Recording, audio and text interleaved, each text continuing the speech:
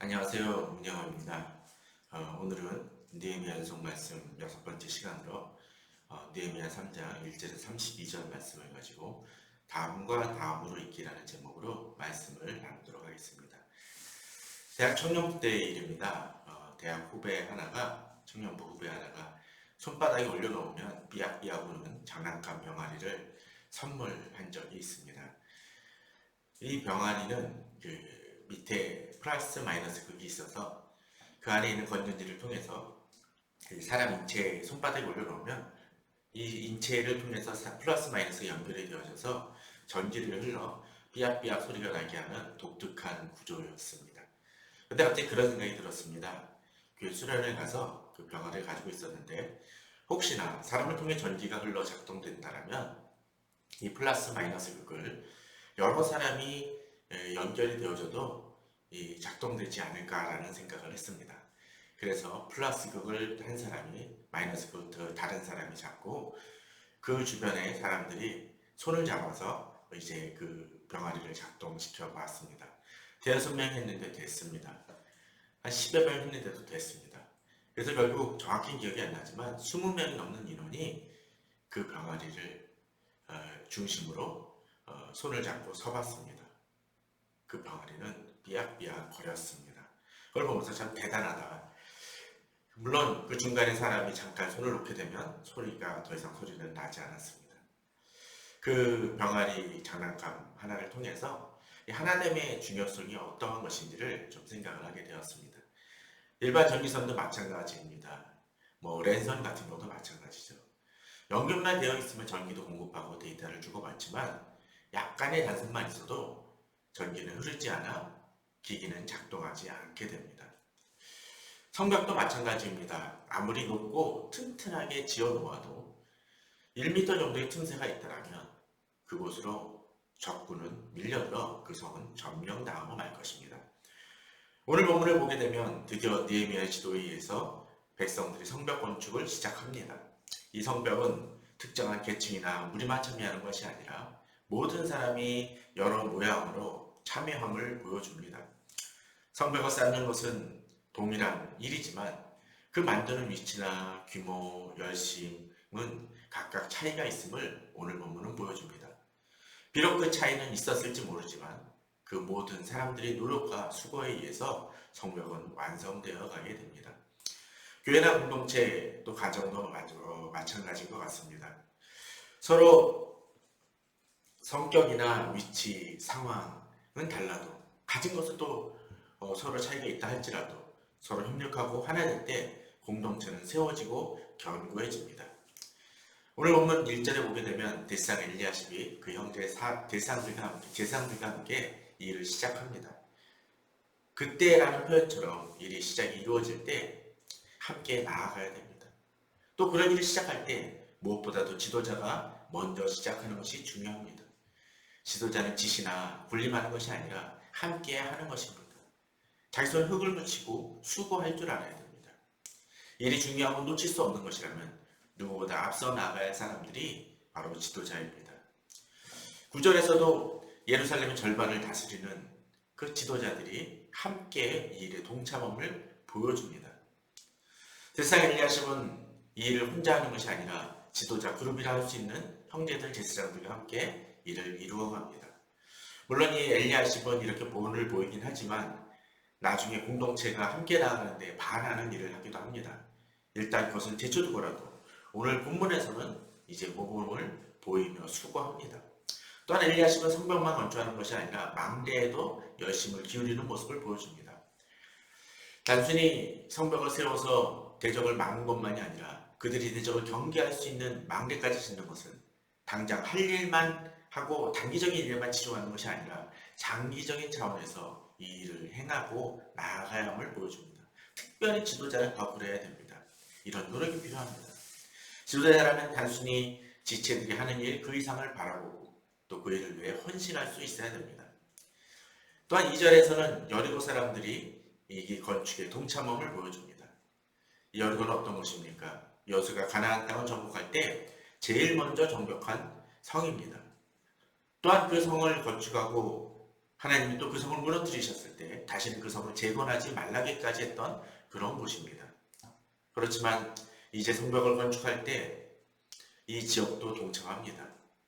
상징적으로 가나안 땅의 첫걸음이기에 이었던 것이기에 더욱더 그 시작을 여기에서도 시작한 것인지도 모릅니다.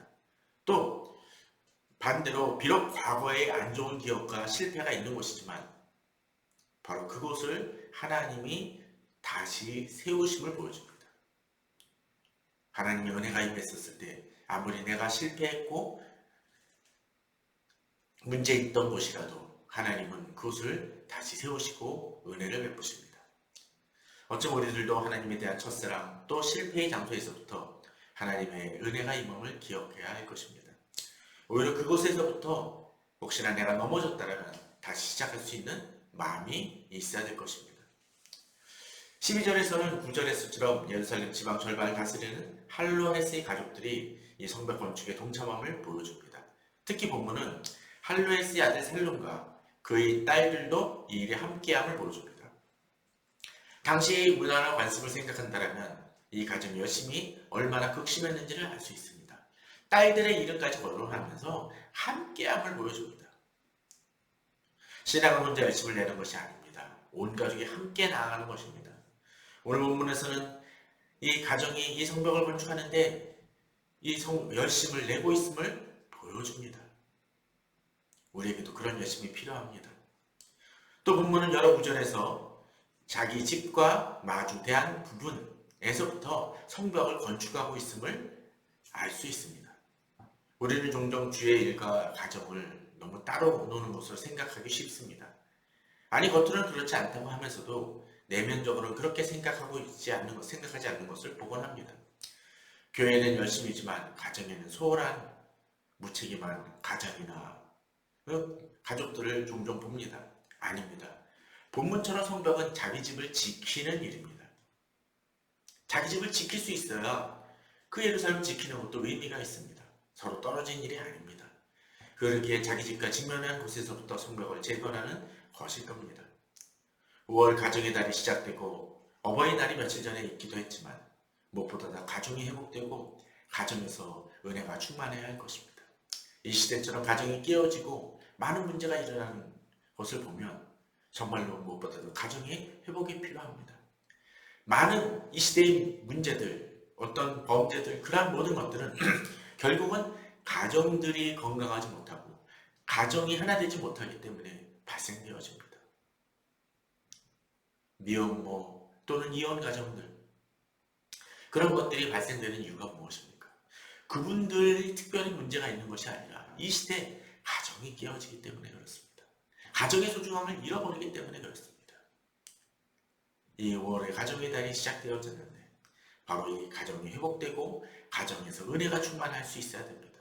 그러기 우리는 무엇보다도 가정을 위해 기도하고 가정을 지키려 노력하고 가정에서 하나님을 경외함이 있어야 될 것입니다. 이 가정을 하나님이 지켜달라고 마치 성벽을 세우시는 것처럼 지켜주실 때 교회도 진정 회복이 되어지고 부흥도 임하고 이 사회도 회복이 되어질 것이라고 믿습니다. 그런데 오늘 본문에서는 이상한 구절이 하나 있습니다. 5절에 보면 드보아 사람들이 중수하였으나 그 귀족들은 그들의 주인들의 공사를 분담하지 아니하였으며라고 기록합니다. 여기서 주인들의 공사라는 것은 아마도 성벽 건축 담당자들을 말하는 것으로 추정됩니다. 곧 많은 이들이 함께 건축하고 있는 상황 속에서 이 일에 동참하지 않는 이들이 있음을 오늘 본문은 보여줍니다. 이들이 경제적으로 어려운 이들도 아닙니다. 특별히 또 일반 백성들도 아닙니다. 지위가 있는 귀족임에도 불구하고 동참하지 않습니다. 이번 코로나 사태 때도 오히려 일반 국민들은 열심히 참여하는 걸 봅니다. 잘 동참합니다. 근데 오히려 여유도 있고 사회적 위치도 있는 이들이 제대로 동참하지 않는 거나 모혼을 보이지 못하는 경우들을 종종 보았습니다. 정치가들도 오히려 함께 이를 극복할 이들이 도리어 방해꾼으로 오히려 일이 진행되는 것을 막아내고 회방하는 이들도 종종 봅니다. 마치 예루살렘 성벽을 건축할 때 회방을 놓고 함께하지 못했던 귀족들처럼 오늘 본문 이후에도 나중에 가면 여러 형태로 이렇게 성벽 건축을 회방하는 이들이 있지만 어쩌면 이 시대에도 가정을 제대로 세우지 못하게 하고 또 교회를 제대로 세우지 못하게 하는 많은 이들이 있는 것 같습니다. 그렇기 때문에 이 시대는 많은 문제를 가지고 있습니다. 오늘 말씀을 좀 마무리 지으면서 전 그렇게 이야기하고 있습니다. 이제 우리가 세워나갈 성벽은 무엇인지 돌아보길 바랍니다. 한두 사람만이 이 성벽을 건축하는 것이 아니라 함께 할 수 있어야 됩니다. 함께 행하고 나아갈 때 진정 우리는 우리 사이를 제대로 지킬 수 있고 공동체를 지킬 수 있습니다. 나 혼자만이 아닙니다.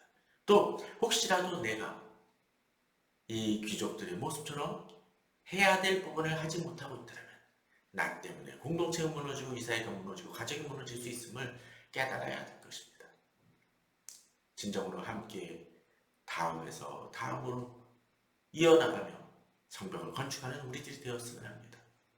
함께 손을 잡아야만 전기가 흐르고 일은 이루어집니다. 그런 믿음으로 또 그런 열심으로 가정을 세우고 교회를 세워나가고 이 사회를 세워나가는 우리 성도님들 되시기를 주님의 이름으로 축원합니다. 감사합니다.